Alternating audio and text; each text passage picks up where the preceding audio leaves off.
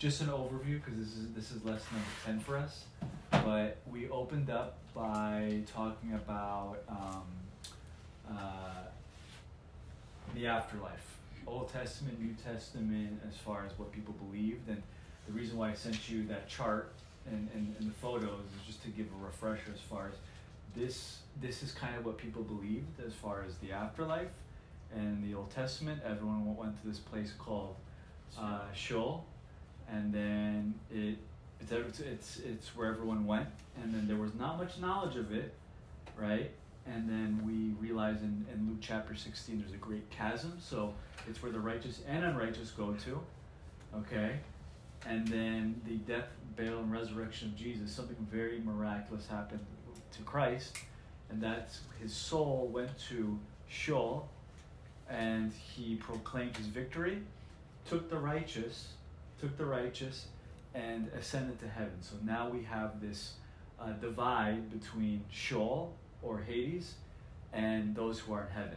So people always believed in heaven. It was just this is the place that God was. This is where God dwelt. Okay, not people. So we have that divide. I actually heard a sermon this week of a guy trying to use that passage, 1 Peter chapter 3, 19 to 20, the one where he ascended, and said that he used that as a proof text to show that in the afterlife, to answer this question that we're going to talk about today, in the afterlife,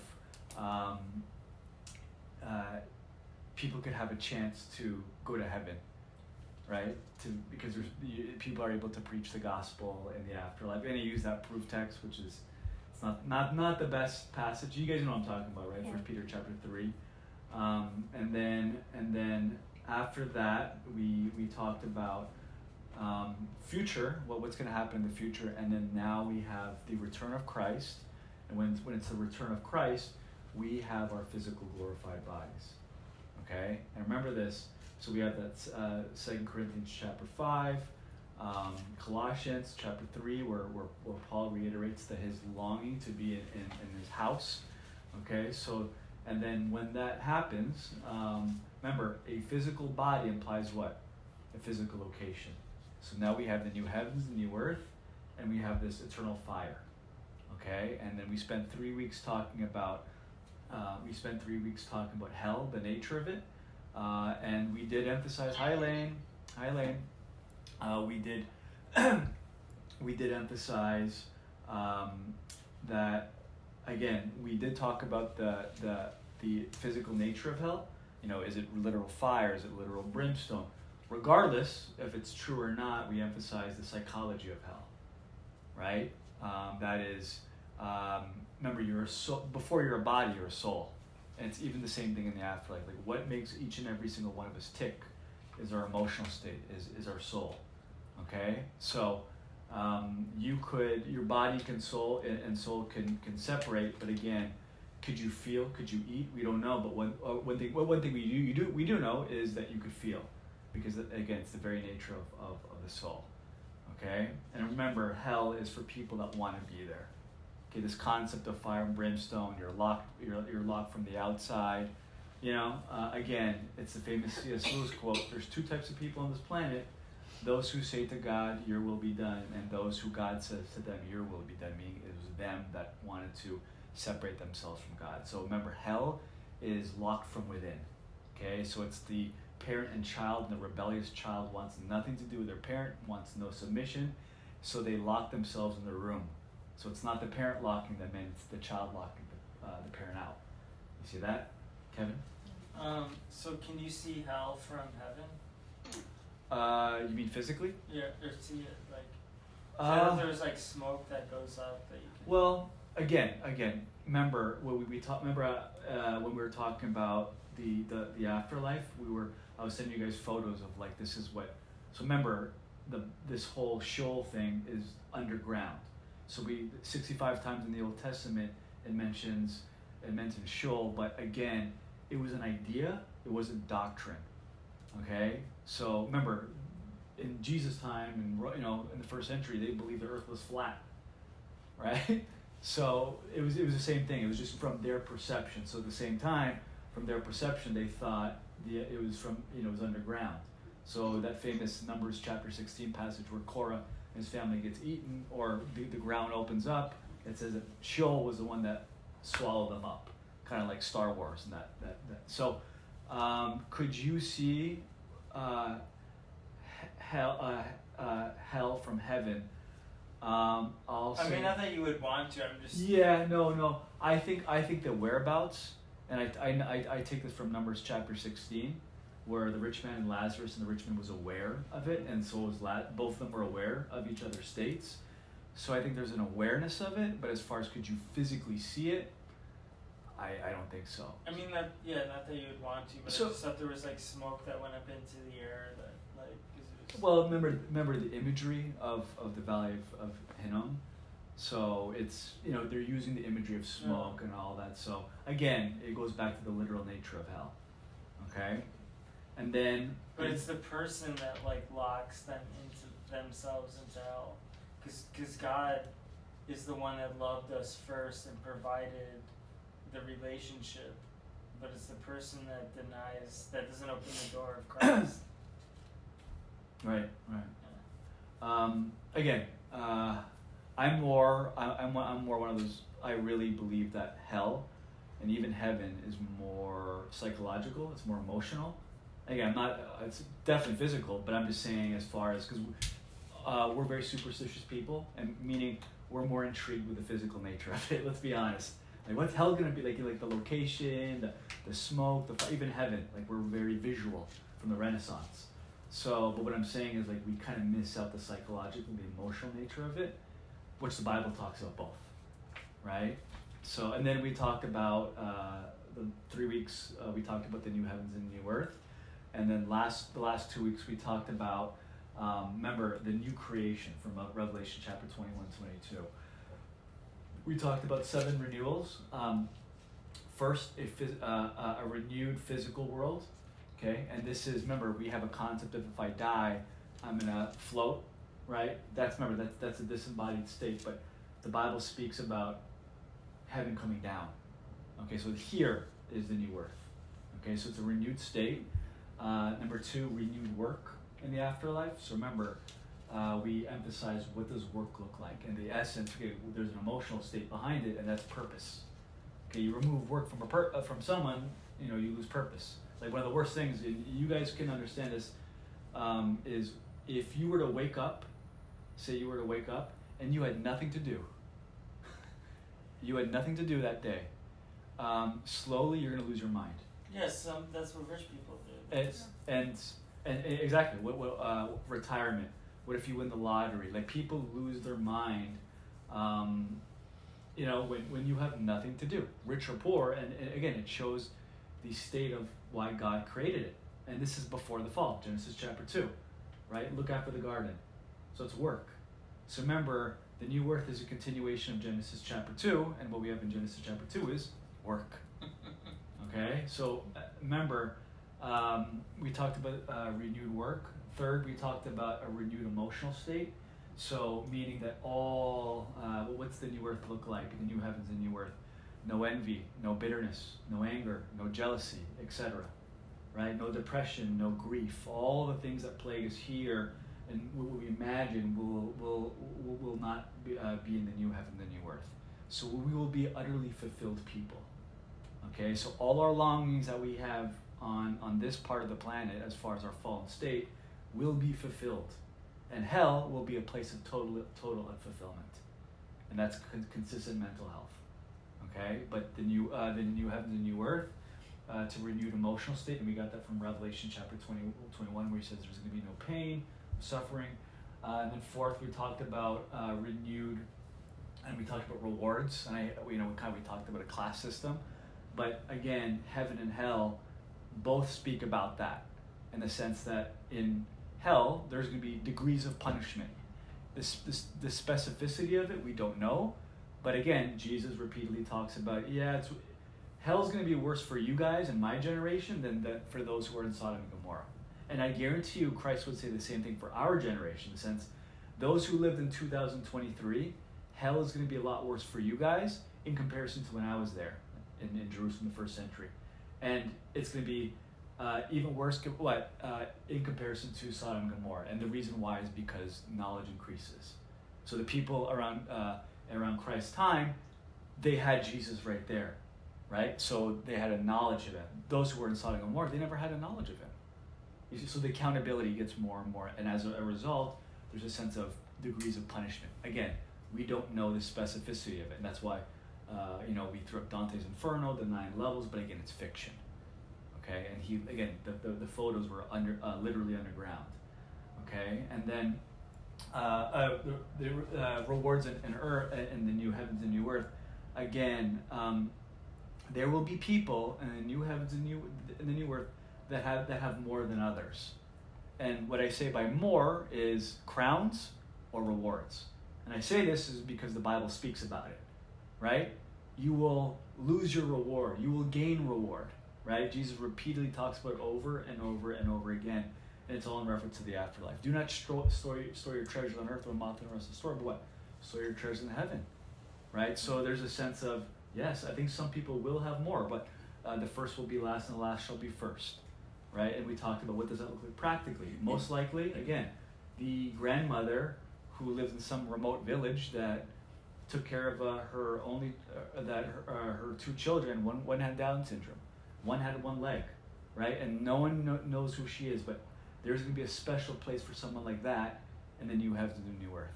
What does that look like specifically? We don't know.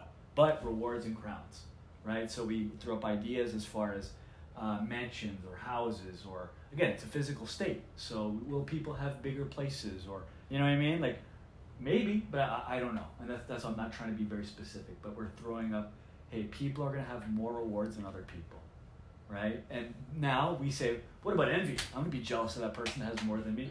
And again, renewed emotional state. We're not going to be looking at life like that, right? And remember, if it's possible here on this planet, it's definitely possible there. And what I mean by that is, even on this side of humanity, of existence, someone can have more than us, and we could look at them and be so happy for that person. Versus, oh, I wish I was there. I wish I had what they had. What does Paul say in Romans chapter 12? Rejoice with those that what? Rejoice. Weep with those that weep. So again, it's a command, but it's possible. Okay? But if you can't, envy. And remember that won't exist in new heaven and new earth. Okay? And then we talked about a fifth, a renewed state of growth. And what that means is we will grow. Okay? We will grow. You will be morally perfect, but not totally perfect. Total perfection means you know everything. You won't make any mistakes. Remember, a mistake is not a moral failure. So we talked about Christ when he was a child. Like when he was a baby, the nativity scene, he was crying. And when he was crying because he's a human being. And I'm pretty sure by the time he hit 1 year old, he was slowly learning how to walk, and he fell, and he got up again, and he fell, and he got up. But falling is a mistake, but it doesn't mean you're imperfect morally before God. And that's something that we confuse, right? Remember, it says twice in Luke chapter 2, he grew in wisdom. He grew, meaning that he knew something, he gained a specific knowledge that he never knew before, right? So it's the same sense with us too, that we'll be morally perfect, but you will be able to grow. Did you have a question? I was just gonna, in addition to that, I mean, it's like God says, like, be holy because I am holy. But that's the moral perfection, like being holy. Right. Is being blameless before the Father. But what I like about God and just him being the only eternal, invisible and wise God is just that he's still gonna be that, like, in heaven. Yeah. And so there's no one else that's gonna try to, like, circumvent that. Like, I like that because it's just like, I'm just tired of the clownship, on Earth, and like, it's like, all the, like, the clown parade and right. All the, just like, let's be honest. When you think you're gonna die and go to heaven, just based upon what we see and what we're taught, I thought I was gonna be perfect. Like, I'm gonna play basketball against like Kareem Abdul-Jabbar, or and like miss hit every shot, But it's like it would be boring. It's it's make believe.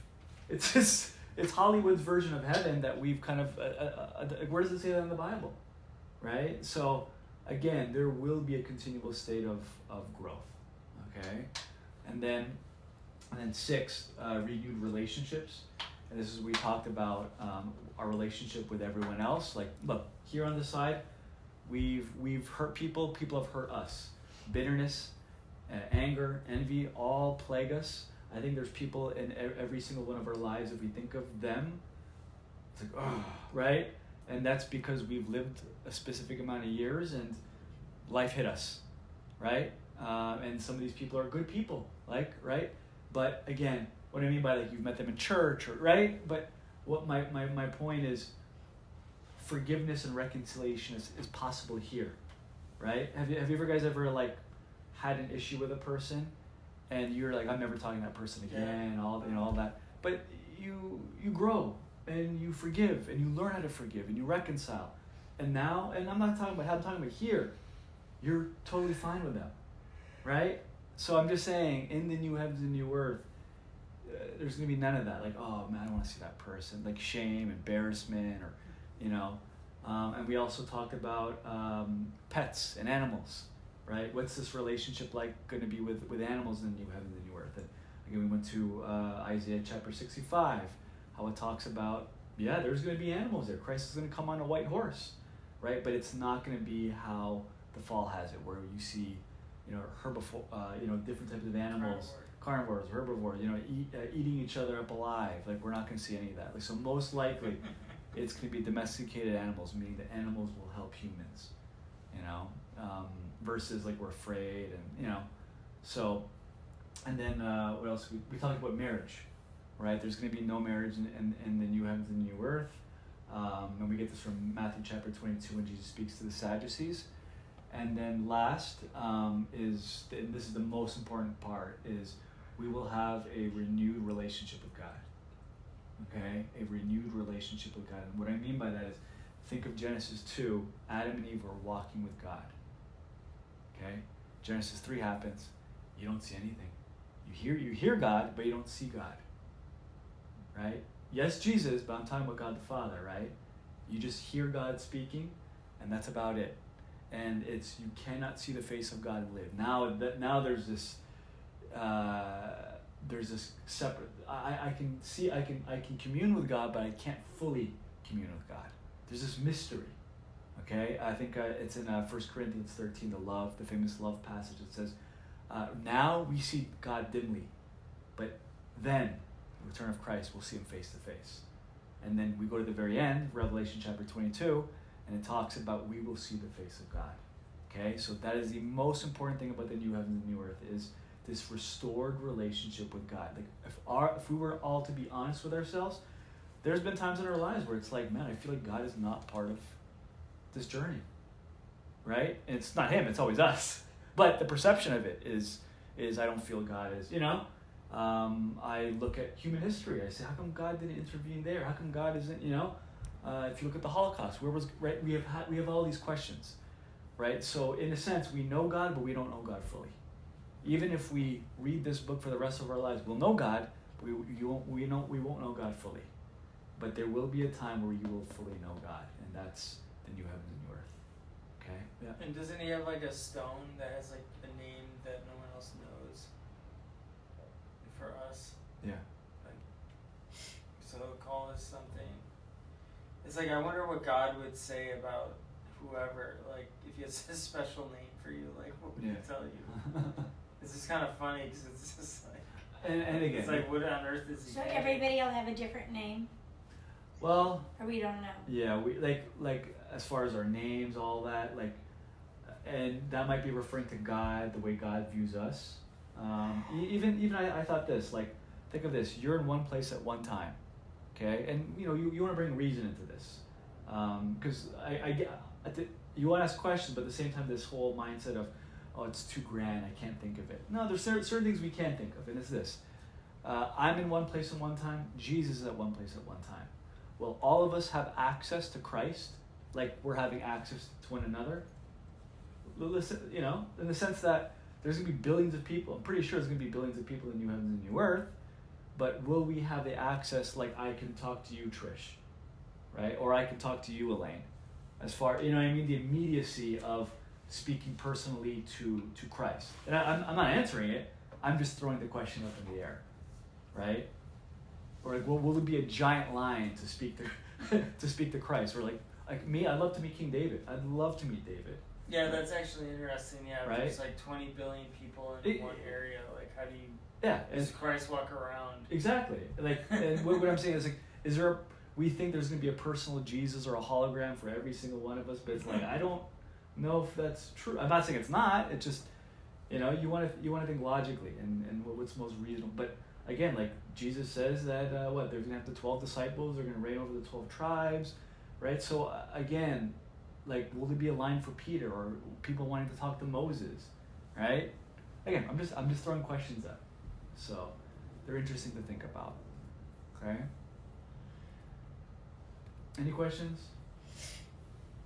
I mean, it's just interesting, like the logistics of heaven. You know, if it's a city, then you just have one Jesus. Obviously, is like he's gonna be walking around in the markets, and it's like, oh, Jesus is here. It's like we're gonna give him like apples and oranges. Like, Right. it's just kind of. I mean, I think that would be the ideal way to meet Jesus, anyways. Like, if he's just in town and you're working, because if we're going to be working in new heaven and earth, then you're going to be working, and then he comes up to you, like when you're, you know, cutting down the grapes from the vineyard. Yeah. You know, and then you have that, and then he helps you pack up the grapes, and then you have that personal interaction with them, or whatever you're doing. I think it would happen more like that than it just like some like swamp, you know, overcrowded, you know, flat area where it's just, oh, I want to talk to Jesus, you know. Right. It would be more of like, you have 10 billion years, like, you know, it's like you're going to be working. And if it is that, let's just be honest. Like, I don't like long lineups. You go to Disneyland, you go to Universal Studios, Yeah, no one likes that. right? And then New Earth, is this gonna be a long line to talk to David or like, you know, Paul or Jesus? It's like, oh, but like the frustration in like that won't exist. But will you know, will we be patient? We're like, yeah, I'll wait 10 years to, you know, or maybe there won't be a line. I don't know. I'm just throwing questions in the air. Okay, Bonnie. When you think about it, when Jesus comes in a white horse, Yeah. everybody is supposed to see him, right? Mm-hmm. So if he's figured that out, I'm sure he can figure out a way that everybody can converse with him at one, or rather see him at one time. Yeah. Don't you think? I don't know how he would do it. Exactly. I mean, he can do anything. So. But you see what I'm trying to think as a human, as reasonable as possible. But I'm not trying to conclude because there's things that we don't know. Right. So again, think of an ant in comparison to us, like the knowledge that we have in comparison to an ant, right? So it's the same thing as far as us and in the new heavens and new earth.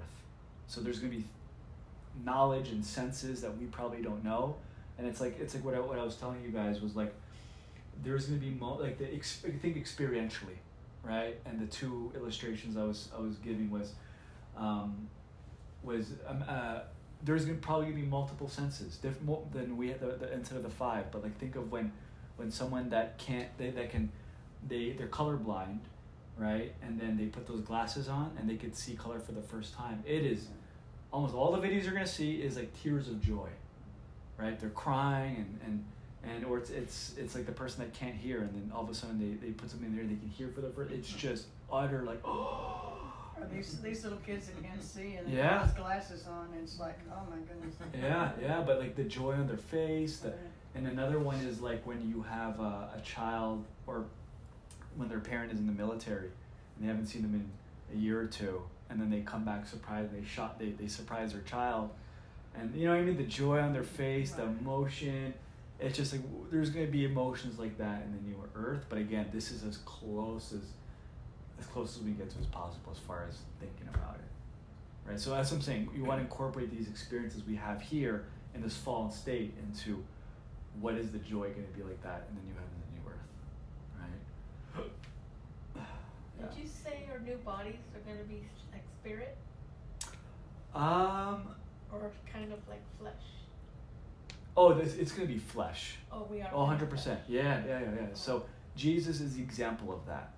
And we get this from 1 Corinthians 15, where Paul says that Jesus is the first fruits, meaning that he was the first resurrected body. So as a result, we're gonna fall into that. Now, if you want to get more specific, like what about someone that was born with like no legs, or right, or someone that just doesn't like their body, they're insecure, right, or something like that. Like what's gonna? I have no clue. But again, it's a perfected state, so I'd assume, right? Something that everyone's happy about, right? But I don't know. Yeah. But it'll all be new, a new body. Yes. So. Well, like I'm 5'9". Will I be 5'9" in the new heavens and new earth? Yes. Right. Or will I be 6'9"? Right. I don't know. Will I be like one of those avatars? Right. But like it's safe to say that it's going to be the same because of Christ. Right. Like people recognize who he was, but yeah, it's not like when he was resurrected body. It's not like he was like buff and swole and then like 10 feet taller. Right. It's just like he was him. Right. Yeah. Well, I thought I was going to be up in the clouds with the angels when I was little. That's where I thought heaven Play the was. harp, right? You went. Well, I didn't think No, I'm not good at instruments, but just being up, that was to me heaven. Well, like being up in The fluffy the clouds with angels and this is why I was emphasizing the physical state of the new heaven, like over and over again. Like when it came to hell, I kept emphasizing the physical state of it, because we think that's what we think. I thought that too, right? And your mind goes, oh, I can't comprehend everything. But it's like the Bible speaks about it. So this is why we're thinking out loud. Yeah. Okay? That was just a recap of what we're talking about. But today is our last talk on the afterlife. And we're going to wrestle with the question, what about those who have never heard the gospel? Where they go? Okay? What happens to those who have never heard the gospel of Jesus Christ? Okay, so this is... I think that's like impossible though. What's that? It's impossible to say that they never heard the gospel. Oh, I don't think Well, so. I think there's a lot. I think there's a lot of in people the in Yeah. the So, faraway They found places, people in the jungle. isolated yeah, places. Another 100%. person. well, like think of the Old Babies. Testament. What about people in the Old Testament? What about? Oh no, there's been. I think it's safe to say there's the majority of people on this planet have that ever existed have never heard the gospel. But did Paul hear the gospel before he had an encounter with Christ?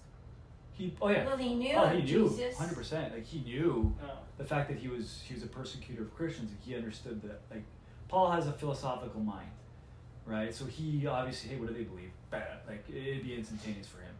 But like he definitely knew, but he like scoffed at it most likely. He thought it was foolish, right? First Corinthians 1, where it was like it's foolishness to right. It was so yeah. I know Paul had an understanding of it, but like I think it's safe to say that most people that have ever existed, I'm talking about Adam and Eve all the way till today. If you take all the billions and billions and billions of people, the majority of people have not heard of the gospel. Well, Because we have 2,000 years. Those people in the Amazon, they show in documentaries on TV and stuff where they don't even want you to go there because then you give them a cold and they all die and this and that. They've never heard of. Oh yeah, 100%. A lot of people have never seen. A lot of indigenous people have never seen anybody white. They're like, Right. whoa, Right. so what's what this? about So, what about people from the Middle East that see Jesus in a dream? Okay, we're gonna talk about this today. we're gonna answer these questions. Okay. Okay. This is exactly why we're talking about it, right? But there's no black or white answer. The church is very divided on this question. There's like multiple views on this. Recently, the Catholic Church endorsed this view called partial exclusivism, which is that people can come to faith apart from hearing the gospel if you're in the Amazon, and it's because God shows His grace upon them. Maybe they have another chance in purgatory. That's what Catholics do. But again, today we're going to talk about it through the Bible, as far as what does the Bible say in reference to, it's called the noble savage question, okay? So, have you guys seen the film Apocalypto? Apocalypto? I heard about it, I just never saw it. Apocalypto? Elaine? No? Jen? No? It's with Mel Gibson. Okay, Mel Gibson. Yeah. Mel Gibson directed this film, okay? This had to be 15, 20 years ago.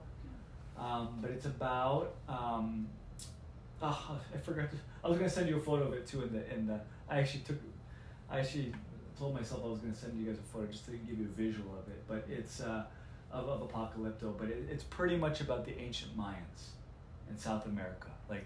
Can we still see that? Do you think it's still on the television? Oh yeah. You could see it. It's heads up. It's very gory. Oh, Okay, very gory, but it's very accurate too. Okay, so again, if you have an eye for film, like you can kind of see the similarities with directors as far as what they do, like Christopher Nolan, Steven Spielberg, Mel Gibson. All those films have a lot of gore, and they're always historical.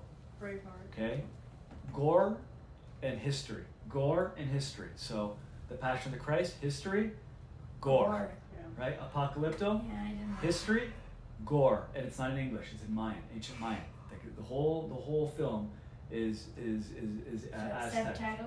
Oh yeah, the whole time, the whole film. So, pretty much, it's the way they lived, and I'm telling you, apart from God, this is what humanity looks like.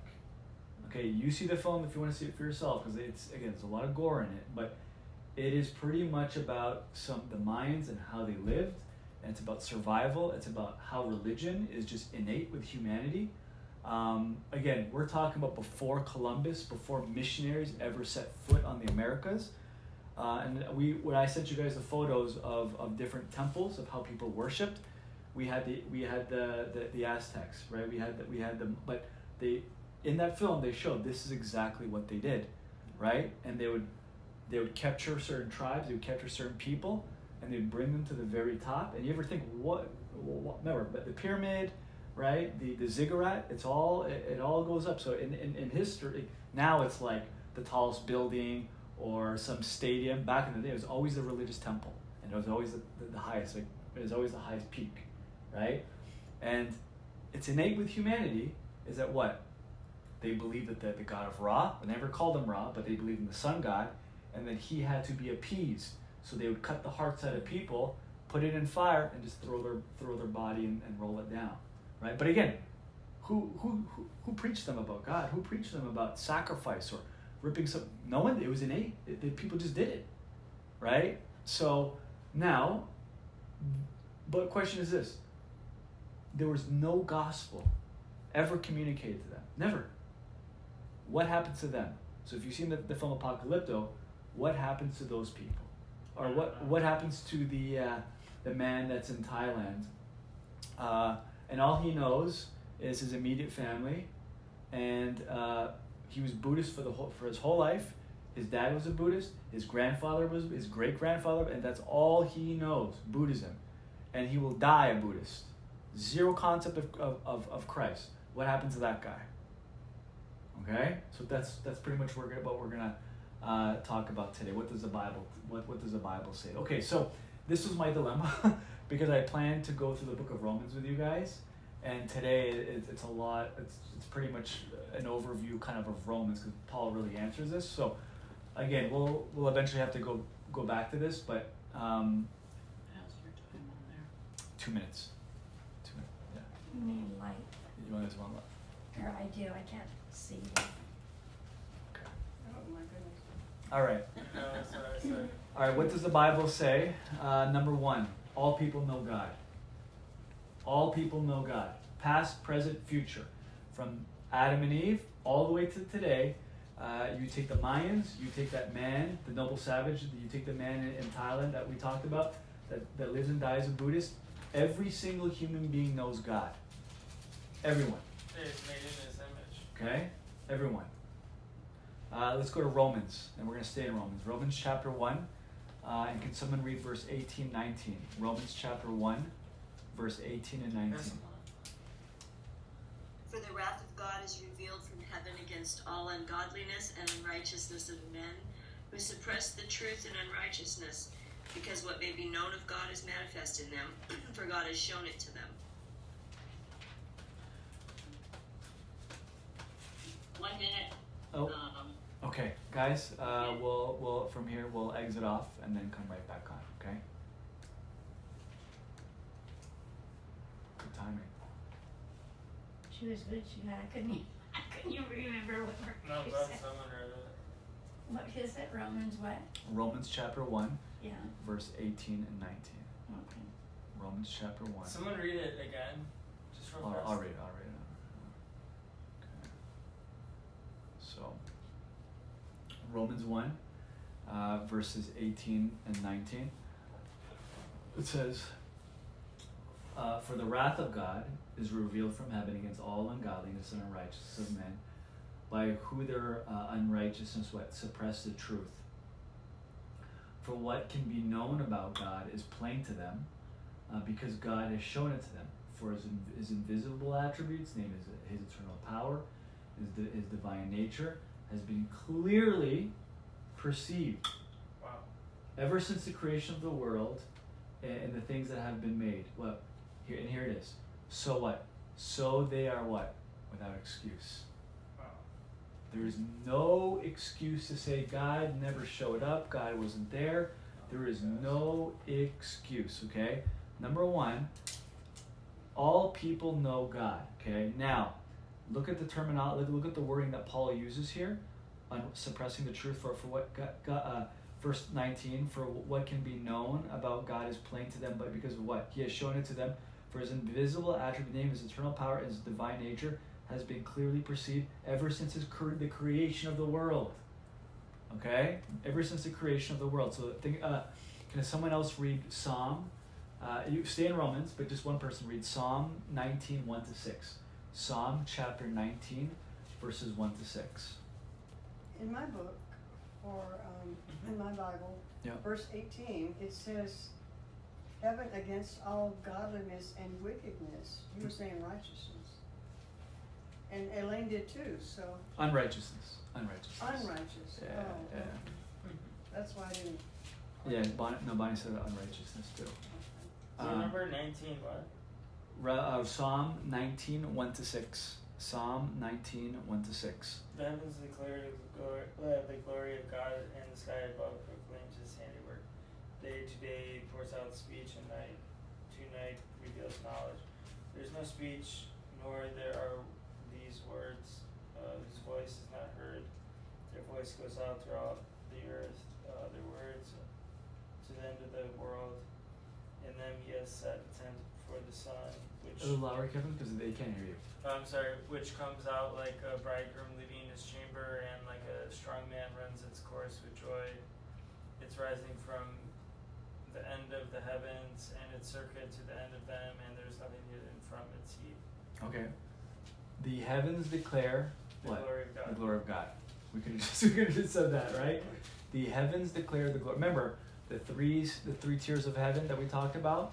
Okay, so there's the first heaven is what is the skies, and that's what Psalm 19 is referring to, right? Either the first or the second. That's all you can see. But the heavens declare the glory of God, right? We have the luxury of living a few blocks away from the ocean.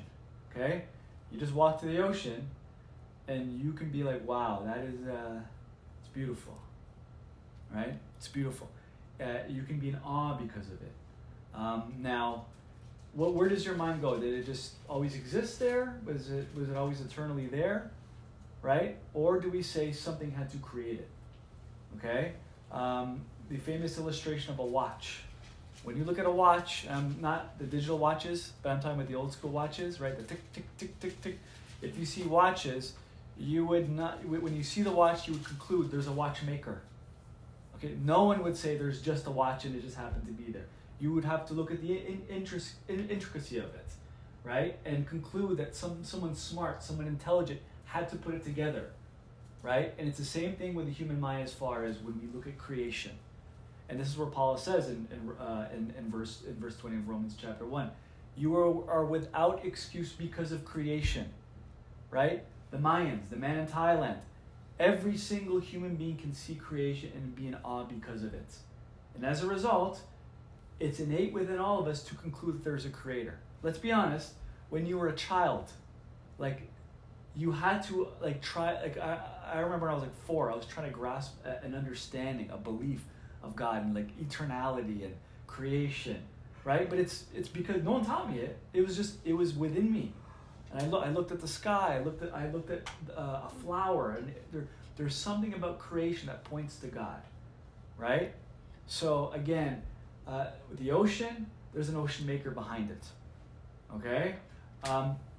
Atheism is more of a modern idea, as far as a widespread idea. Historically, throughout human history, atheism was never prevalent. Okay, we even go back to the Mayans in Apocalypto. Everyone believed in God. They did what they did. They sacrificed, they kidnapped, etc., and all the violence because within them they thought they were appeasing the sun god. So when an eclipse happened, they're like, oh, we pleased the sun god. But again, no one taught them that. As far as a God, a transcendent being, it's within every single one of us. So it's debated amongst theologians and apologists, and this is what the debate is. There's no such thing as atheism. Okay? There is no such thing as atheism. You've probably never heard that before. And what I mean by that is this, and it's based upon this passage of Romans chapter 1, verse 18 to 20. And it's from every single human being believes in God. Within our hearts, okay? It's because of our corrupt nature, because of the darkness of heart. Paul will continue in verse 21 onward. Our minds will become corrupt, and as a result, our beliefs suppresses the truth.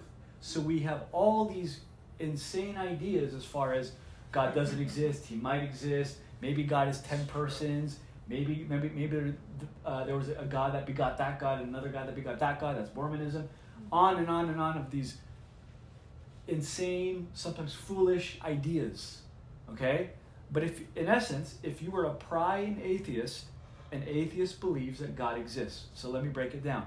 An atheist, their mind believes that God doesn't exist, but their heart does, because their heart is darkened. So in essence, it's a self-deceived person. That person is lying to themselves, okay? Look at contemporary atheism. Look at big names. Ron Reagan. What's that? Ron Reagan. I was going to say Christopher Hitchens. I was going to say Richard Dawkins, or even Ron Reagan, right? Ron Reagan's son. Because he comes on TV and tells you. Yeah, trying to convince you to do the same thing. But look at all of them. They're all hurt. Look at Richard Dawkins. Look at Christopher Hitchens. They're not calm, happy people. You could just see it on their face. They're hurt. They're angry. They're angry at a being that they don't believe exists. You see that? Yeah. So in essence, let me break every single Ron Reagan, Christopher Hitchens. Again, I'm not saying the idea of atheism doesn't exist. I'm talking about an actuality from someone's heart. So Christopher Hitchens, and I'm using Romans 1. Christopher Hitchens, all of them, are so darkened within their heart. As a result, that darkened heart produces a thought, God doesn't exist. You see that? So again, it's always a darkened heart producing a darkened mind, a belief. And we get this, remember in our friend King Nebuchadnezzar from the book of Daniel? In Daniel chapter 4, where he acted like he was an animal. Scholars believe it was boanthropy, where he was acting like he was an ox. Okay, we get that from chapter 4. But remember, if you look at the passage of Daniel chapter 4, it says he had the mind of an animal and he acted like an animal for 7 years. But wait, was it his mind that he just all of a sudden believed that he was an animal, or his heart was so darkened because of his arrogance, going in front of the Hanging Gardens and be like, look at this great Babylon that I've made. Pride, darkened heart. As a result, God left him, back to Romans 1, God allowed him to be how he was, and as a result, his mind became dark and he started acting like an animal. Heart, head, hands. A darkened heart, a darkened mind. What does his mind believe? I'm an animal. How does he act? I'm an animal. You see that? And what now, and we talked about, remember we talked about transgenderism, we talked about how would you talk to someone like Nebuchadnezzar? And speaking to Nebuchadnezzar, I can convince him all day, you're not an animal. You know?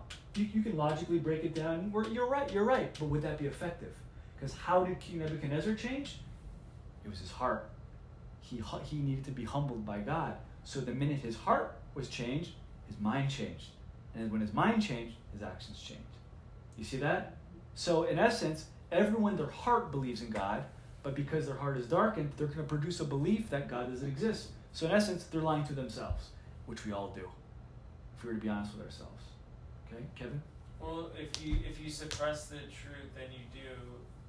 That's like the sin nature is suppressing the truth, because it's like Adam and Eve suppressed the truth by hiding and putting leaves on their body.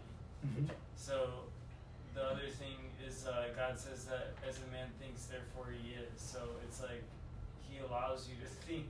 Yeah. Ronald Reagan's son, he allows him, he gives him grace to, if you want to think like that, okay. Then he's like, as a man thinks, therefore he is. Like, and even with Ronald Reagan, like, you can just see he's not a content, fulfilled, happy person. He's hurt. But that hurt, again, he probably won't acknowledge it, and he comes to these beliefs that God doesn't exist. So it's kind of like a smoke screen. Again, I'm acknowledging that atheism exists in the mind, but not in the heart. Every heart believes that God exists. Okay? So the debate within apologetics and theology is it productive? You know, whenever you see people like argue that God exists, and people are saying, like some scholars would say, why would you do that? It's a waste of time. They already believe that God exists. You have to speak to their heart, not their head, their heart. Okay? So again, but you go back to what we're saying is everyone believes that God exists, and it's through creation. Okay? And also, we also know that God exists because of a sense of morality, conscience. Okay? Romans chapter 2. Can someone read? How did we get other gods then? We, not us, but we people that believe in 10 gods, that Ah. believe in, Yeah, that's what I was in gonna say. Islam created believes in Muhammad, and Mm-hmm. how did we get that way then? Because Well- everybody believes in God, but they're just not believing in the right God. Exactly. So you go. It's Or the only God. I So should say. if you look at the logic of what Paul is saying in Romans 1, he'll say later on, like the next verse, they became fueled to the thinking, their foolish hearts were dark. We're going to read it in a bit, that's why I kind of, but in essence, and then they started worshiping other things. You see, so the mind is, remember when we talked about Proverbs, I think it was, where I said, where the heart, what was the phrase, what was the saying I said, where the heart goes, the mind flows. Remember that? Yeah. Where the heart goes, the mind flows. So the mind, the way you think, is pretty much a slave to your heart. Okay, so wherever your heart is, your mind will naturally follow. It doesn't have to be that way, but it typically is that way. So just think of, say you're supposed to be in a class, or like the setting right here. You're supposed to be focusing on this, but your heart is somewhere else. Let's say you're hurt, or let's just say someone called you a name. You're hurt. Your mind will naturally go to that, and it'll be thinking of the person or the offense versus this. Does that make sense? It's because that's where your heart is. Okay, so this is just the way that God created humanity. Okay, so it's in creation. Everyone knows that creation exists, and we can see God through that. Okay, and number two, this is why all people believe in God, is because a knowledge of morality. Romans chapter 2, verse 14, 16. Can someone read that? Romans chapter 2, verse 14 to 16. For when Gentiles who do not have the law by nature do what the law requires, they are a law to themselves, even though they do not have the law. They show that the work of the law is written on their hearts, while their conscience also bears witness, and their conflicting thoughts accuse or even excuse them. So from Romans chapter 1, verse 18 to Romans chapter 2, verse 16, Paul is specifically talking about Gentiles. Okay? He's specifically talking about Gentiles. Okay? So someone that's not a Jew. So it's all of us here in this room. So in essence, it's like, okay, wait. The Gentiles never had the law. Maybe they're out without excuse, right? Paul says no. The law is within their heart, regardless if they have a written law. The law of God is within every single person's heart. Okay? So every person, from Adam, the noble savage, the Mayans, everyone has God's law written on our hearts. This is what we call conscience. Okay? An awareness of the law of God, even without knowing it. Okay? Again, we can go into deeper things like you ever hear, for example, remember in Genesis 4 where Cain killed Abel? There was no written law that says thou shalt not murder. That was in Genesis chapter 4. The law came in Exodus chapter 20. That's years down the line. Why was he held morally accountable? The law is written within everyone's heart. It is not good to murder. It is wrong to murder another person. It is wrong to steal. Even without being told these things, you might do them in reality. You're like, wait, something's wrong. I don't know what that is. Conscience. Okay? It exists within every single person. In Ecclesiastes chapter 3, verse 11, Solomon says that God has put eternity into the heart of man.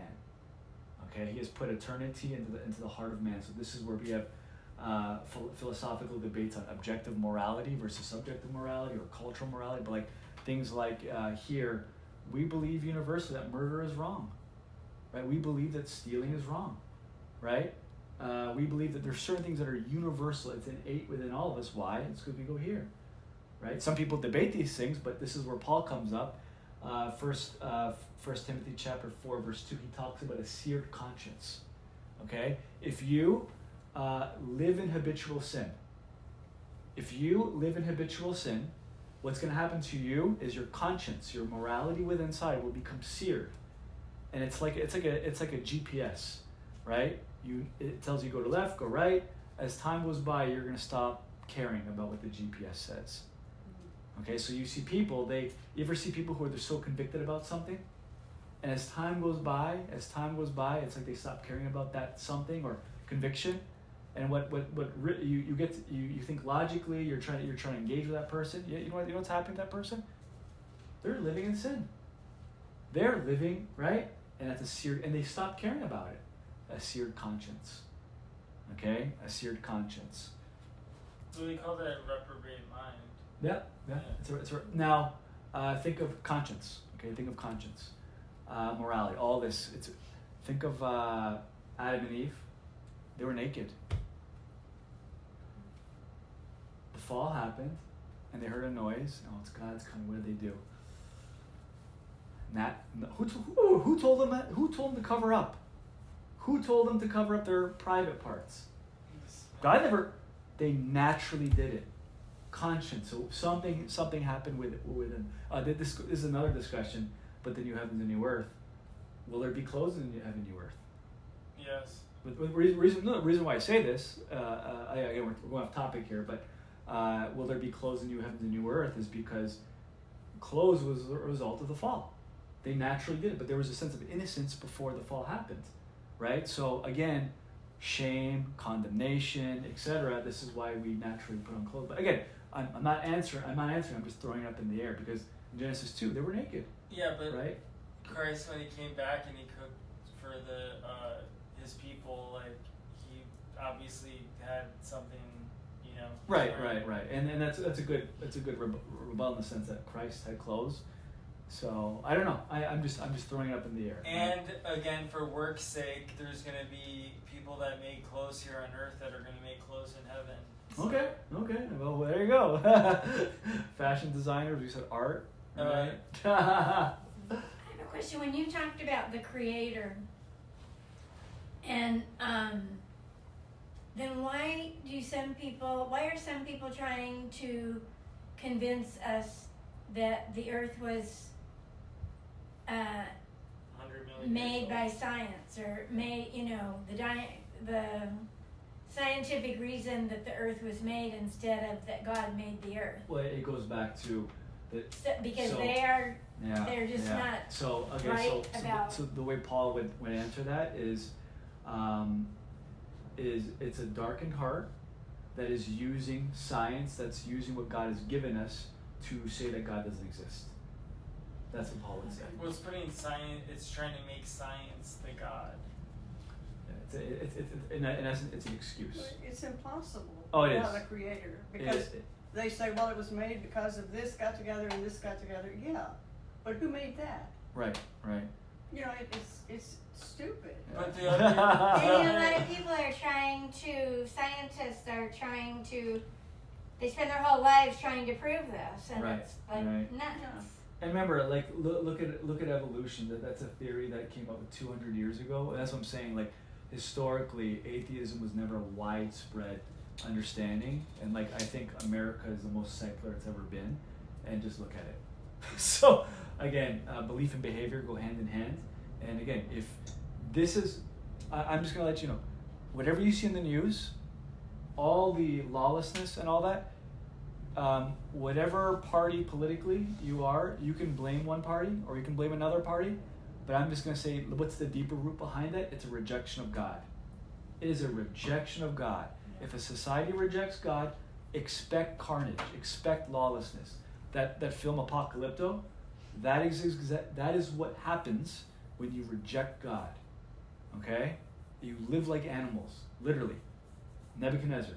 You deny it, you live like an animal. You look, So again, it's their choice. it's their choice, right? So, that's what Paul would say. So, number one, all people know God. And remember, we know God. This is from Romans 1 and 2, through a knowledge of creation and a knowledge of morality. Every single human being, past, present, future, has that. So, what does Paul say? There is no excuse. Okay, the Mayans, the man in Thailand, everyone knows that God exists from within their heart. But does he know it by the name of God? And that's what we're gonna get into this. But Okay. just going on, you know that there's a divine maker based on the creation, but the downside of that is in our human nature, the human worships the creation over before the creator. Mm-hmm. So they worship, it's the forest and the waves and the ocean. Or it's the sun. Yeah. So it's like there's you can identify God by his handiwork and his glory in the divine what he has made, but the fallen side of it is people worship the rock formation or something. Yeah. So let's look at Paul's logic. Is we deny God, we deny the real creator, our darkened heart, darkened minds, and as a result we look to the creation and say that's God. And that's exactly what we're saying. The sun god, the moon god, the rock god, the tree god, the animal god, etc. So these are created things, but we're saying it's the creator. What if somebody's mentally, I know you don't use retarded anymore, but what if somebody's retarded and just doesn't? Well, Oh, you're good. yeah. Okay, so we'll go there. Okay, so number one, everyone believes in God. Okay, we all know that God exists. Number two, all people reject God.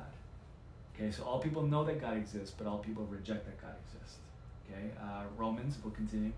Romans chapter 1, can someone read verse 21 to 25? Romans chapter 1, verse 21 to 25.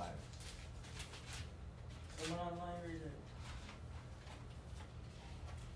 What is it, 21 to 25. Romans 1, 21 to 25. For although they knew God, they neither glorified him as God nor gave thanks to him. But their thinking became futile, and their foolish hearts were darkened. Although they claimed to be wise, they became fools, and exchanged the glory of the immortal God for images, made to look like a mortal human being, and birds and animals and reptiles. Therefore God gave them over in the sinful desires of their hearts to sexual impurity for the degrading of their bodies with one another. They exchanged the truth about God for a lie, and worshipped and served created things rather than the Creator, who is forever praised. Amen. So all people reject God. Okay? So people are without excuse as far as the belief in God, but at the same time people know that God exists, but they simultaneously reject him at the same time. Okay? And here's what I mean by that. You can believe that something exists, but you can rebel and not submit to it at the same time. Okay? You can believe that something exists, but you can also not submit to it in reality. Okay? First of all, no one is born a Christian. Okay, no one is born a Christian. You can be born in a Christian household, but that does not make you a Christian. Okay? That's an idea, that's a belief. I am talking about your heart. Remember, this is the very essence of this, is the inner being of a person, their heart. Okay? Every heart believes that God exists, but it doesn't submit to God.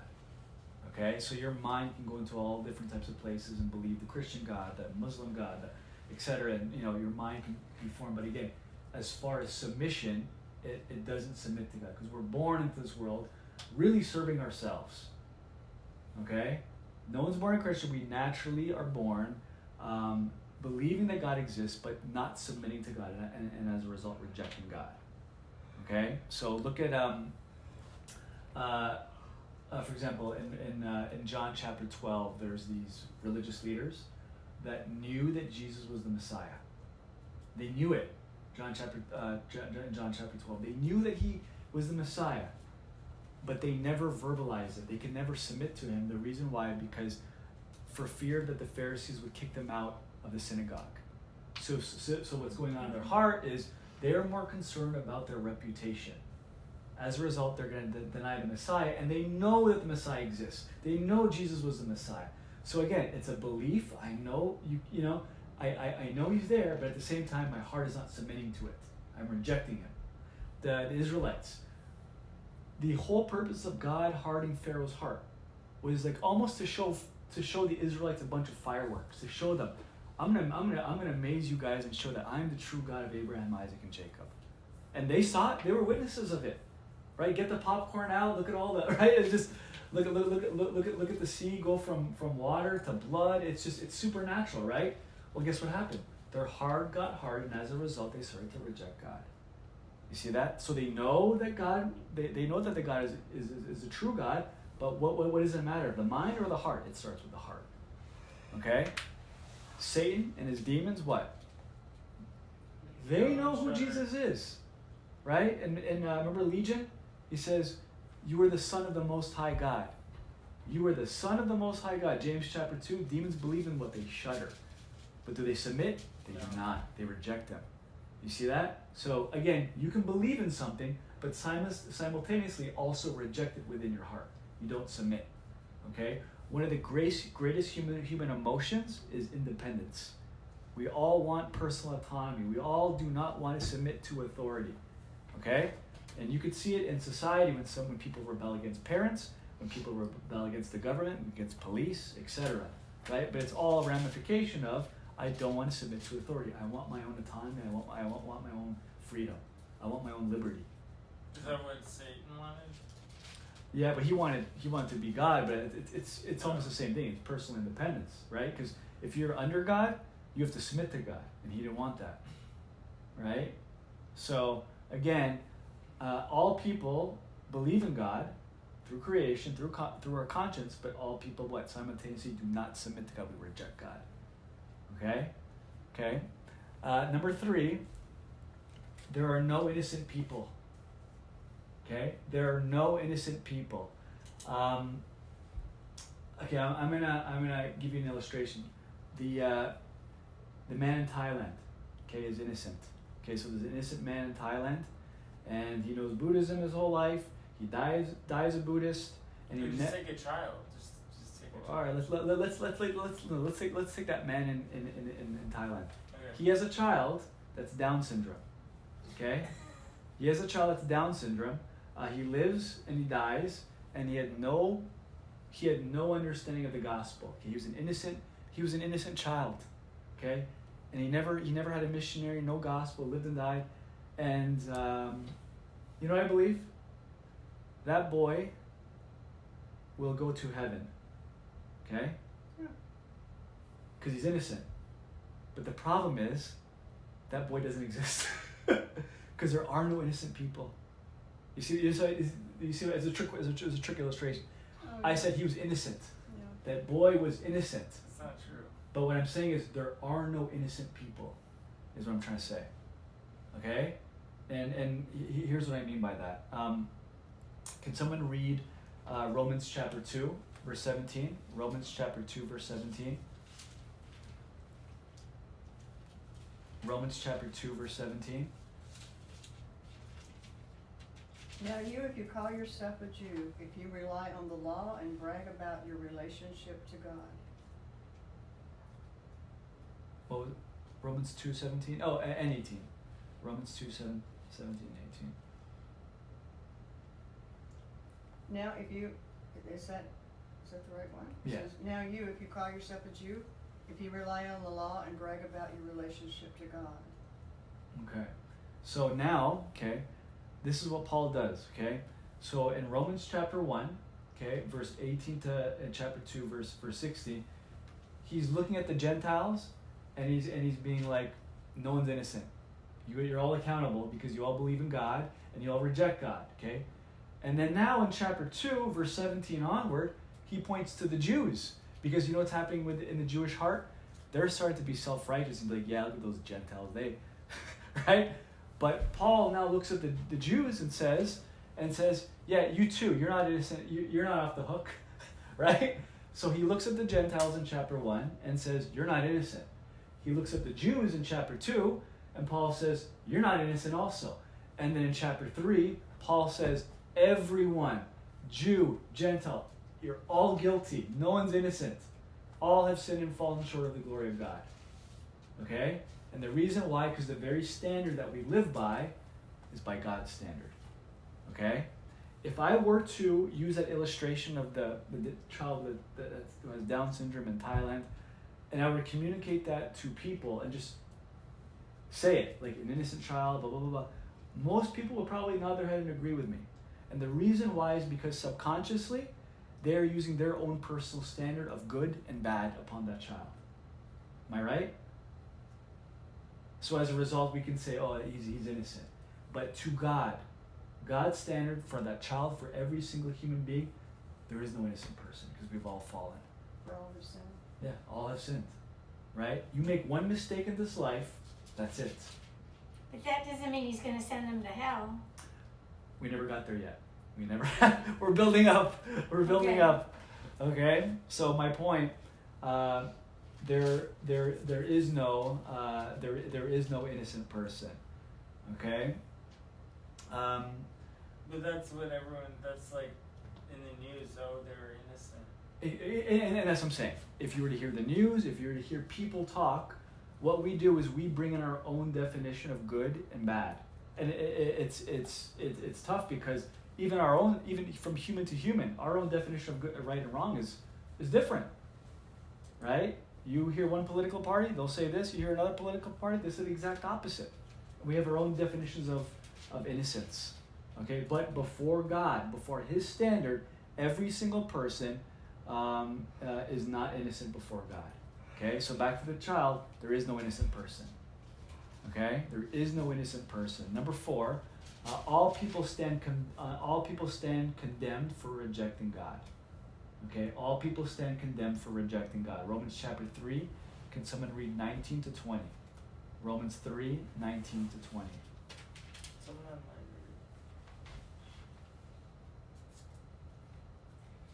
read. Now we know that whatever the law says, it says to those who are under the law, so that every mouth may be silenced and the whole world held accountable to God. Therefore, no one will be declared righteous in God's sight by the works of the law. Rather, through the law, we become conscious of our sin. Okay, so again, this is going back to everyone. Okay, so think of where all people stand condemned for rejecting God. Think Sorry. You're good. Think if you're in an apartment. Okay, you start the fire. Okay, you're cooking. You're responsible for the fire, and then a firefighter comes and says, "Come with me. This is the way out. Okay, this is how you're gonna." And then you respond to the firefighter and be like, "No, I'm not going my own way. There's another way over there, but there is no other way." But you think there is, or you blame him. But who started the fire? You did. You did, right? So you started the fire, but again, the only way out is through the firefighter. Okay, but there is something. Sometimes you might it's as if we blame the firefighter, we blame someone else, but at the same time, we are responsible for that fire. Okay, we are responsible for that fire. So remember, all people stand condemned for rejecting God. Now, some people, this is where Catholics and some liberal Christians will say that they'll deny this point. And remember, we read Romans chapter 3, and they'll say that not everyone is condemned, and etc. But again, so they'll be let off the hook in the afterlife. And what they'll say is, if someone never heard the gospel, say that child, and he never heard the gospel, then he'll go to heaven. And the reason why he'll go to heaven is because he never heard the gospel. He has no knowledge of it, so he has no specific knowledge of Christ, etc. But the problem with that is they'll assume that ignorance. I never knew the gospel. The child never, ignorance gets me off the hook, and I get to go to heaven. Does that make sense? So I'm just saying the majority of people have never heard the gospel. So does that mean because they're in a state of ignorance that they'll be able to go to heaven? Is what I'm asking you guys. And liberal Catholics will say, yeah, they'll go to heaven. Now, let's pry into that. And the problem with that is if a lack of the gospel, if a lack of gospel presentation, if ignorance is gonna bring someone into the afterlife and into heaven, then one of the worst things that we could do is preach the gospel. Because now we're leaving them morally accountable before God. Because in a state of ignorance, then they can go to heaven, right? So again, it's not a good position to take from liberals, and some Catholics believe this, is because if there's some tribe in South America that doesn't know Christ, and them living and dying in a state of ignorance will bring them to heaven, then just leave them there, because they're going to go to heaven, right? But again, look at the Bible. They don't know that. What's that? The tribe doesn't know that. Yeah, no. They're not trying to be ignorant so they can go to heaven without any effort. Right. No, I'm talking about certain Christians that are aware of this, and they'll say, yes, they'll go to heaven, that the Down syndrome child will go to heaven because they were in a state of ignorance, and they didn't know. But what I'm saying is, if being in a state of ignorance automatically brings you to heaven, then don't preach the gospel. We should all just sit in a room and just not. But what I'm saying is, Don't tell me. yeah, don't exactly.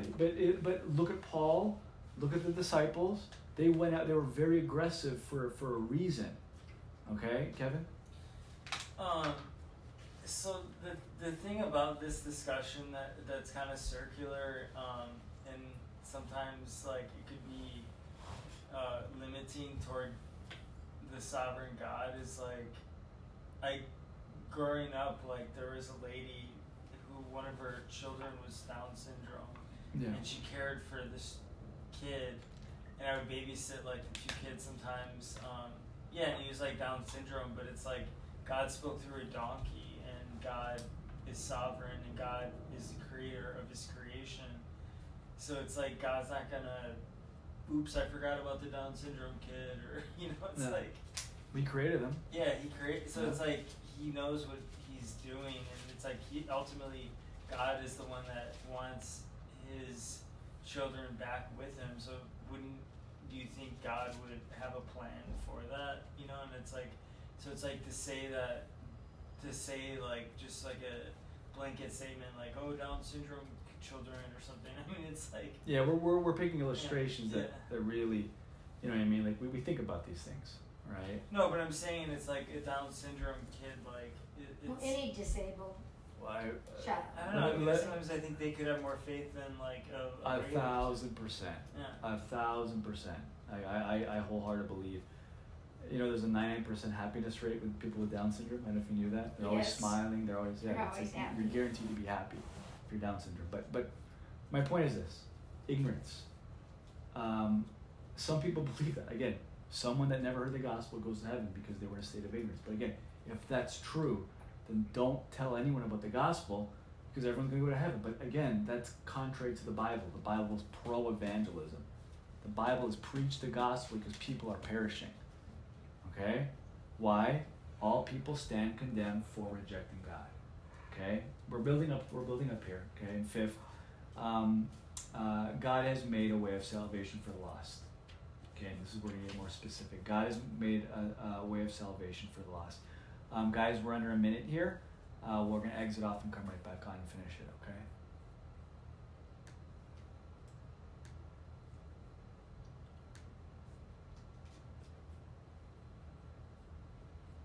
What was the verse? Romans 3 what? 19:20. Thank you.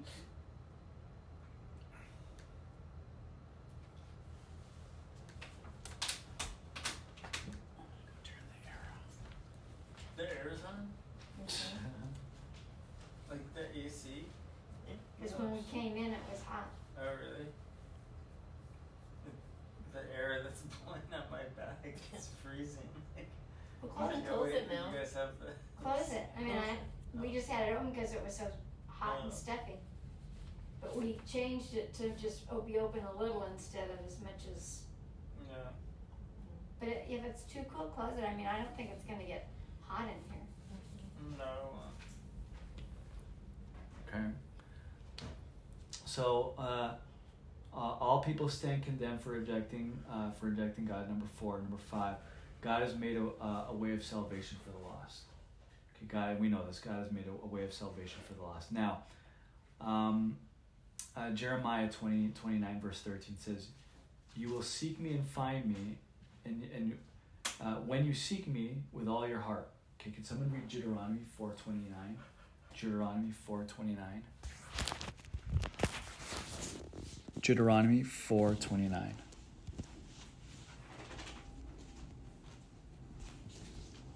Deuteronomy 4:29. But from there you will seek the Lord your God, and you will find him if you search after him with your whole heart and your whole soul. And then Paul says in Athens, he says, "And he made from one man every nation of mankind to live in all the face of the earth, having determined allotted periods and the boundaries of their dwelling place." So God was the one that he knew that all of us would be existing in 2023 in El Segundo at this time. Okay? That they should seek God and perhaps feel the way towards him. Okay, so again, there's this principle in Scripture, okay, based upon creation, based upon conscience, to the unbeliever, to the child that's in Thailand, that one can seek the Creator within their heart. Okay, and when someone seeks God, and this is really the question I think where all of us are wanting to answer is, when someone seeks God, the Mayan, the person that's never heard the gospel, if they seek him based upon what they know of inside their heart, that God will find a means of bringing a message to them. Okay? God will find a means of bringing a message to them. We can't, because of time, we have 15 minutes, but we're going to read Acts chapter 10, 48 verses. So, in essence, it's about a man by the name of Cornelius, who was a Roman centurion, and what happens was that he is a God. He fears the Lord because of creation, because of conscience, and he prayed to God. You know what God did? He sent him an angel and said, "There's a guy by the name of Peter that's going to come. And he's going to preach to you." At the end of that chapter, Peter comes and preaches to him, and he baptizes his entire family. But how did that all start? Is he understood the created order, he understood his conscience, and as a result, he sought after God. Okay? Naaman in 2 Kings chapter 5 in the Old Testament, again, another Gentile. He was an Assyrian, and he had leprosy. As a result, God sent a girl to communicate the message of Elisha, the prophet, that's going to heal him. He denied Elisha, but as a result, there was a miracle that happened. He became a believer. So 2 Gentiles that come to faith in God through the created order, but again, there was no evangelism done. Evangelism happened after, but they sought after God first. Those who seek me, what? Find me. Okay? So God responds to those that seek him. Okay? Through the created order, through pain, through trials. God will find a message. A friend of mine was in Iraq, and he came to Christ through a dream. He was a Muslim. Great. And He was a soldier? No. He was just almost got stabbed to death because someone wanted to kill him because they knew he became a Christian. Came here on a refugee status. Michael Johnson knows him, and now he's living in Jerusalem as a pastor. Yeah. Is he Arab? Or? Yeah, he's Arab. What, Yeah. has he been here before or no? Yeah, he's an American citizen. Yeah. So, in essence, remember, all people know that God exists, past, present, future, and if you seek God, God will find a means to bring that message to you. Okay. Number 6, people cannot come to God apart from faith in Jesus, and this is where that message comes in. Okay. Romans 3. Can someone read Romans chapter 3, verse 27 to 30? Romans chapter 3, verse 27 to 30. Where then is boasting? It is excluded. Because of what law? The law that requires works. No, because of the law that requires faith. For we maintain that a person is justified by faith apart from the works of the law. Or is God the God of Jews only? Is he not the God of Gentiles too? Yes, of Gentiles too, since there is only one God who will justify the circumcised by faith and the uncircumcised through the same faith. Do we then nullify the law by this faith? Not at all. Rather, we uphold the law. Okay. So Jews and Gentiles, we come to know God by faith in Jesus Christ, and he builds that up in chapter 4 to 8. And then Paul says, can you read this, Trish, chapter 10, Romans 10, verse 13 to 17? 10, what? 13 to 17.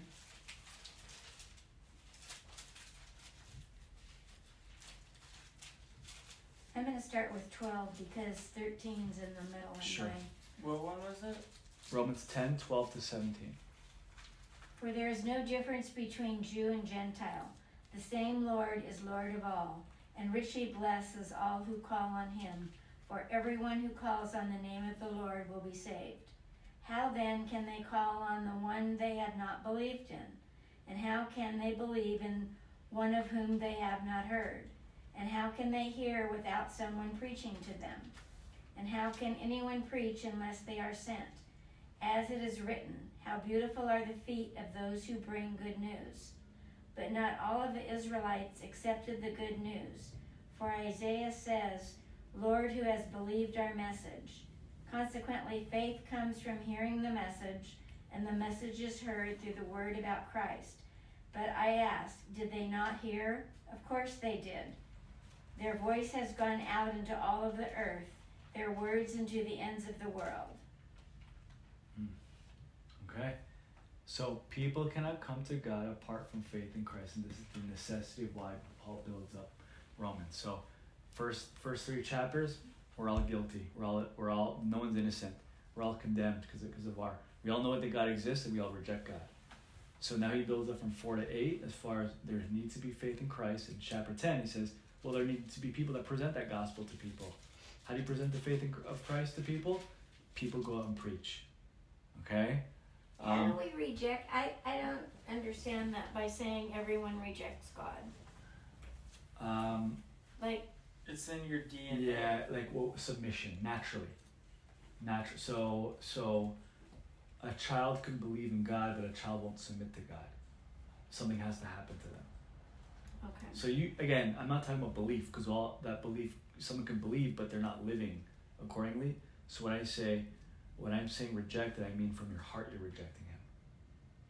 Okay. Yeah, you can see that. Like look at a child. You don't teach a child.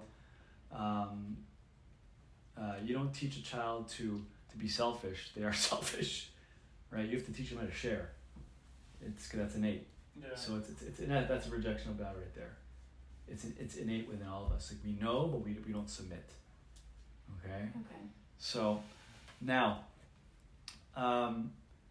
question: what about those in the Old Testament?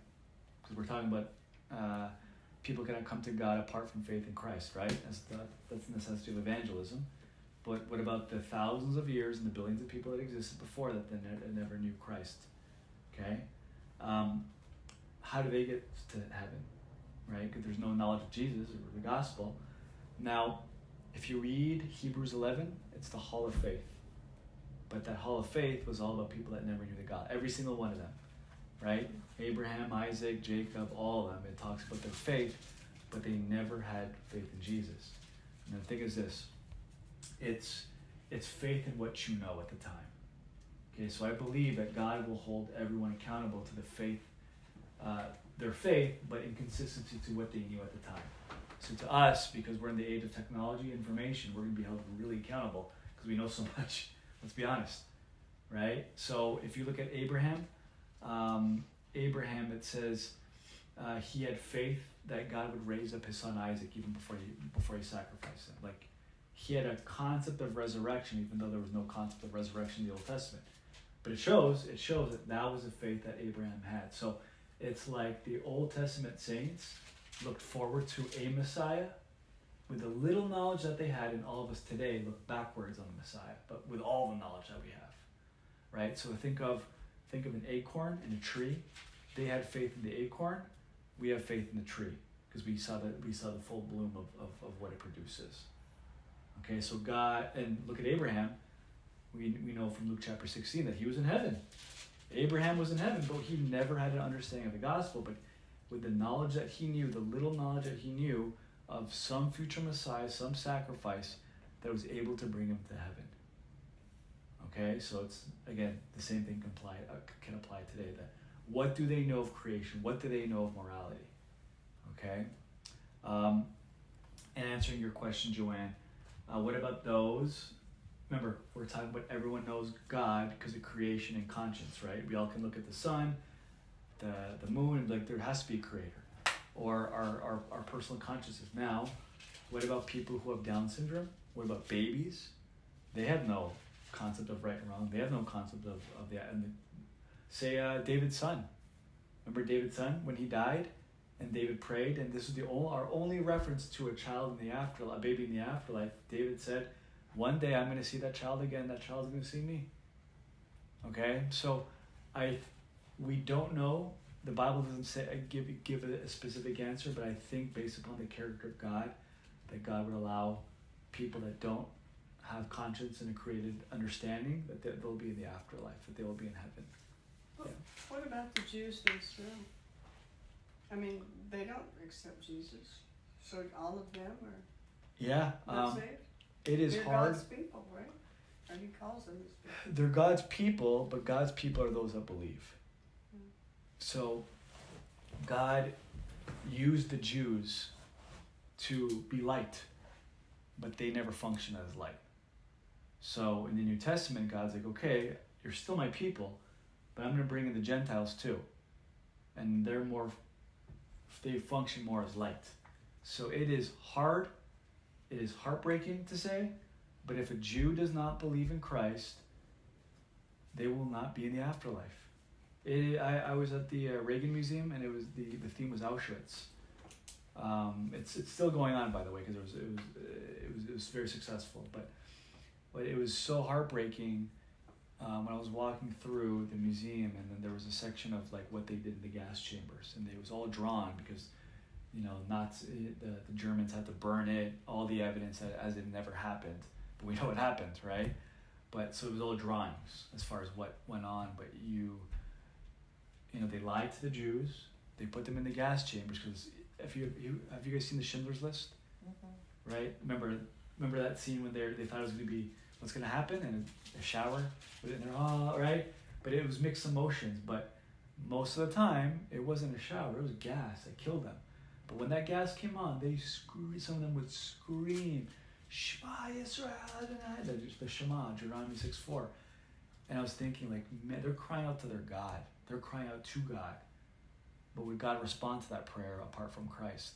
No. Right? Especially 100 years ago, where they're pretty sure they had a knowledge of Jesus.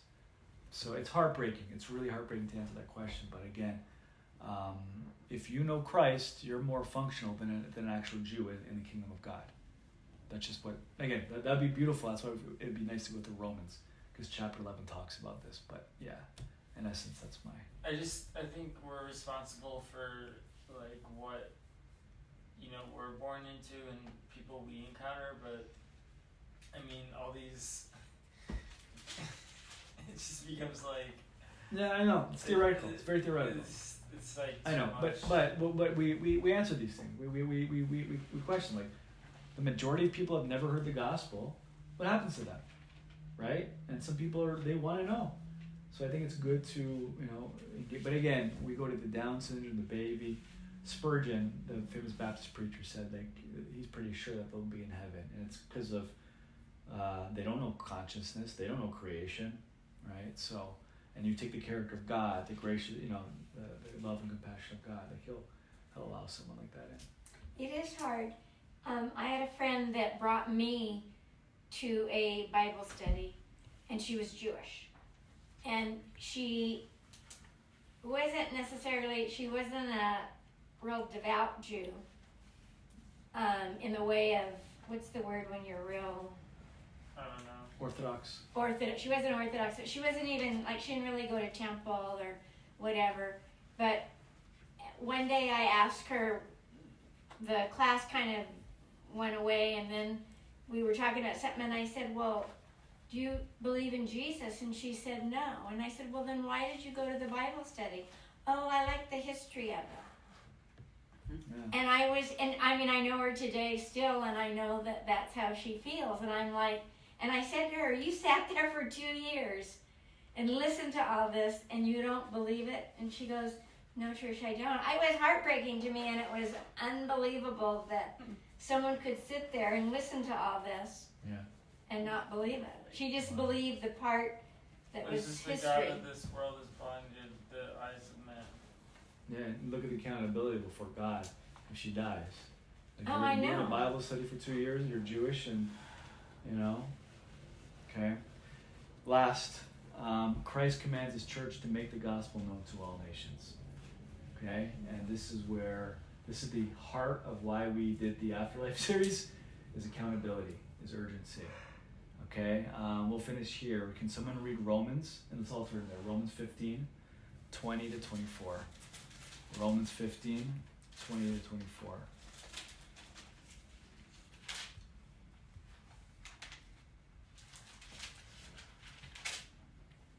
The God of peace will soon crush Satan under your feet. Wait, Romans what? 15, Romans 16, I'm sorry. 15, 20 to 24. We're going to look at our phones in a bit.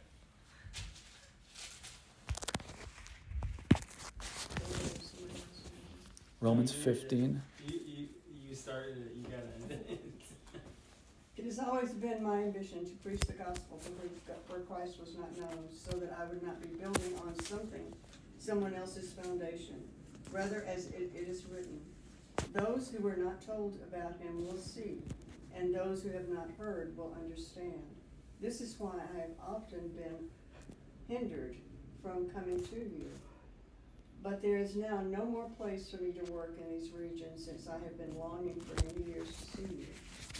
I plan to do so when I go to Spain. I hope to visit you when passing through and have you assist me on my journey there after I have enjoyed your company for a while.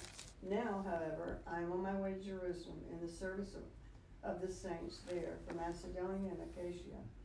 We're pleased to make contributions to the poor among the saints in Jerusalem. I think I read that verse now. So look at verse 20. And thus I will make my ambition to preach the gospel, not where Christ has already been named. So Paul's like, I want to go where Christ has never been. Okay, so remember that shoots down the Catholic and the liberal idea, like, just don't preach them the gospel because they're going to go to hell. I'm dead serious. Christians believe this, even conservative Christians. What? That leave people alone in the jungles because they're going to die in ignorance, because that will bring them to heaven. Yeah, I'm serious. That's what I'm saying. But I'm saying, like, look at the Bible. It's pro-evangelism. Okay? Paul's saying, I want to, and where was his destination that he was dream? He wanted to go. Verse 24, I hope to see you in passing as I go to where? To Spain. He went to Spain? He wanted to go to Spain. No way, really? Yeah, verse 24. Okay, now. Spain existed back then? Yeah. Yeah. Crazy. Yeah. So, I want you to look at your phones, okay, and we're going to end here. Okay, I want you to look at your phones. And obviously we started with this photo. This is just the afterlife. And now you're like, why is there a map here? Okay, why is there a map here? This map here is one of Paul's missionary journeys. He went on 3 missionary journeys, okay? And it starts in Antioch, and that's the very far right. This is the first photo of the map, okay? Antioch's that city to the right, and that's in Acts chapter 13 where he starts off. Him and Barnabas, and they go around. And his missionary journey, the way Paul worked out was, say we wanted to reach Manhattan Beach, I would be dependent upon the church, such as El Segundo, to support me in going to Manhattan Beach because of proximity. Okay? So Paul was always in that area, like right above Jerusalem in Antioch, okay? And he slowly made his way north, and to Thessalonica. Okay, now let's turn to the next one right here.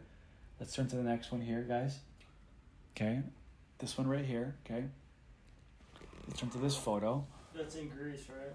Yeah, and it shows Antioch, but it just shows more north and more east.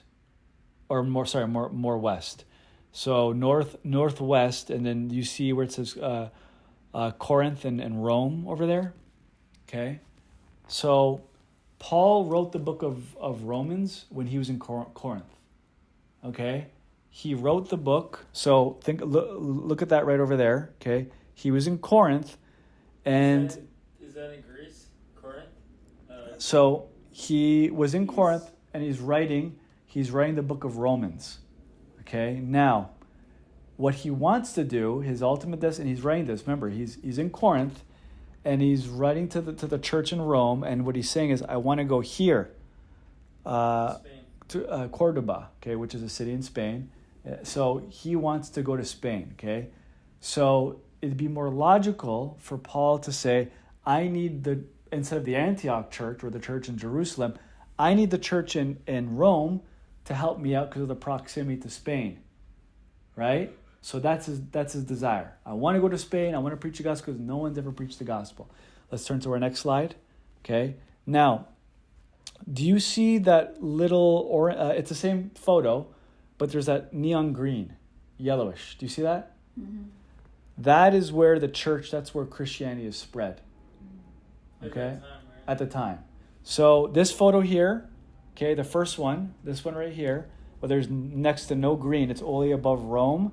It's only above Antioch side and Jerusalem, that little neon orange, okay, or green, yellowish. That's where Paul, when he was writing, that's what Christianity looked like. Okay, let's flip it. And now it's a little more, okay? This is when Paul died. So guess what? The middle one.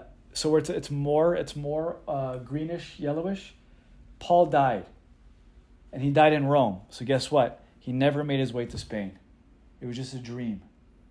It was just a dream. Okay, this photo right here. Now, let's look at the last photo. What's that? Wow. See how it's all neon green yellowish? That's what it looked like 200 years after Paul died. So his dream, his desire to go to Spain and to preach was fulfilled. But look at all of it. All Christianized. Church was there. Bloomed. Okay? So Paul, his desire, Christ commands the church, what?